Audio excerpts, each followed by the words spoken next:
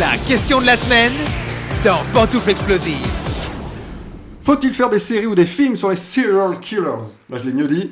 C'est notre question de la semaine. La série Netflix Dahmer a cartonné. Il y a eu une polémique d'ailleurs. Certains téléspectateurs trouvant Dahmer trop attendrissant. Alors, qu'est-ce que vous en pensez, vous, autour de la table ? Faut-il faire des séries ou des films autour des serial killers ? Faut arrêter de dire serial killer maintenant. Oui, parce que ça donne faim là. Oui. Je peux avoir des Nesquik, non? Tiens, toi qui l'ouvre là. Bah oui, je fais que l'ouvrir depuis tout à l'heure. Oui, moi je trouve que. En fait. Pas, grande gueule, petite bite. Non, bah alors je dis plus rien. Non, moi je trouve que oui, on peut continuer à faire des séries ou même des films sur les serial killers parce que ça, c'est une partie, même si c'est une partie sombre de l'histoire en règle générale. Là, c'est Jeffrey Dahmer. Il y a eu, ne serait-ce qu'en France, je l'ai dit au hasard, il y a eu Landru, le Docteur Petiot, l'affaire SK1. L'affaire SK1 qui a été des très bons films. Et plus récemment, il y a eu une polémique sur le téléfilm La Traque sur Michel Fourniret parce qu'il disait c'est honteux parce que l'affaire n'est pas terminée. Alors que toute la partie qui a été racontée, c'est tout ce qui se passe avant le procès. Ah non, c'est terminé, ils sont morts sous la terrasse. Hein, ça, c'est... Ah, ça, tu confonds. Là, Ça, c'est Xavier Dupont de Ligonnès. Fourniret, qu'est-ce qu'il a fait, lui? Bon, lui, violer des filles, mais des petites filles, des enfants. Ah ouais, mais si ça se trouve, elle l'avait aguiché. Elles étaient peut-être en jupe. Demande à la femme de Polanski, je suis sûr qu'elle va trouver des circonstances atténuantes.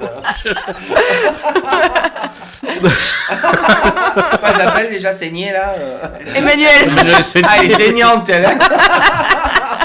Après, elle est venue, elle a dit oh non, je m'excuse, je me suis mal exprimée. Elle a dit mais tu te rends compte, connasse, ce que t'as dit Il y a des amis à chaque fois. C'est que des amis. Que des amis. Oui, donc, pardon. Moi, je trouve que oui, on peut faire des films dessus à partir du moment où on reste vraiment fidèle à la réalité.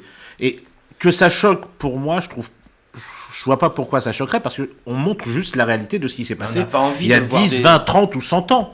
Donc je vois pas pourquoi ça serait choquant de faire une série sur un fait historique. On l'a bien fait en France, encore une fois, sur le petit Grégory aussi.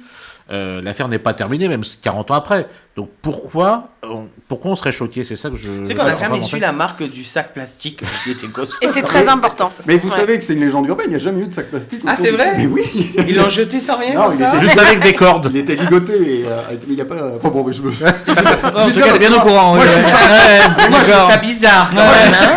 Comment tu l'enquête tout tout ça, ça, toi ? Il est de quelle région, lui ? De Toul, non ? Moi j'adore, moi je suis fan des On trucs, recherche toujours le corbeau, d'ailleurs. Moi j'étais fané, ça va. Tu vas embauché par Morandini. Je suis trop vieux. J'ai dit embauché. Pas embroché. Pas broché, oui.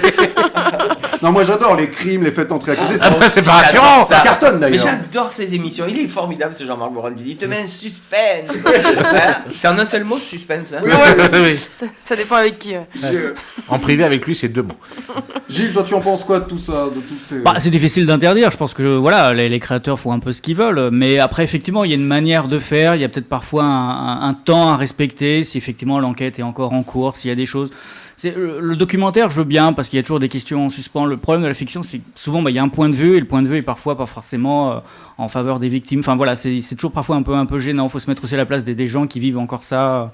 Ils sont plus là, normalement. Non, mais enfin, Non, mais les la famille, familles. voilà, les victimes collatérales, si tu veux. Mais oui, non, puis je trouve qu'il y en a trop. Effectivement, je pense que effectivement, ça cartonne. Donc plus ça cartonne, plus on en fait. Mais je trouve qu'au bout d'un moment, on a envie de voir aussi autre chose. Voilà. Voilà, moi je suis d'accord, il faut voir autre chose. Dans la presse, dans les médias, dans les machins, il n'y a que ça en ce moment. Trop. Donc qu'on nous remette des trucs genre La Mélodie du Bonheur, des trucs comme ça. Ne poussez pas grand-père. Un documentaire qui est passé qu'une fois sur Macaron Ier et sa mère et sa femme.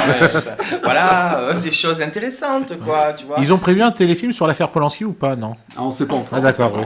Léa, toi qu'est-ce que tu en penses ? Alors moi je suis pas forcément cliente de ce genre de film, mais c'est pas par principe ou quoi, c'est que j'aime pas avoir peur, encore moins de tout ce qui est un peu réel. Parce que tout ce qui est réel, ça veut dire que ça arrive au coin de la rue et ça me plaît pas. Mais moi, je comprends un peu, je comprends les deux côtés en fait. Je comprends les familles des victimes et puis et puis les victimes, pas forcément de Dahmer ou de Ted Bundy, etc. Mais les victimes d'autres meurtriers ou d'autres violeurs qui ont pas envie de voir en fait cette espèce de on va pas dire une glorification, mais c'est vrai que dans toute fiction, il y a forcément une partie romancée. Et quand on prend des comédiens comme Zac Efron pour jouer Ted Bundy ou là pour jouer Dahmer, ils ont pris le gars qui jouait Quicksilver et tout. Enfin, le gars est hyper. Quicksilver, c'est pas hyper... pour se démaquiller les yeux. Non, mais il est hyper charmant. Il dégage quelque chose d'hyper puissant. Alors c'est hyper intéressant pour ce rôle et en même temps. Pour du porno, alors. En même temps, on a l'impression d'une espèce de starification de ce genre de personnes, surtout que les titres sont souvent leurs noms. Oui. Et ça fait vraiment starification. Donc ça peut être un problème.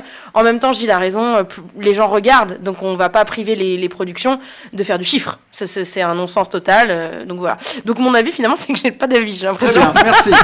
Ça valait le coup de faire 10 minutes.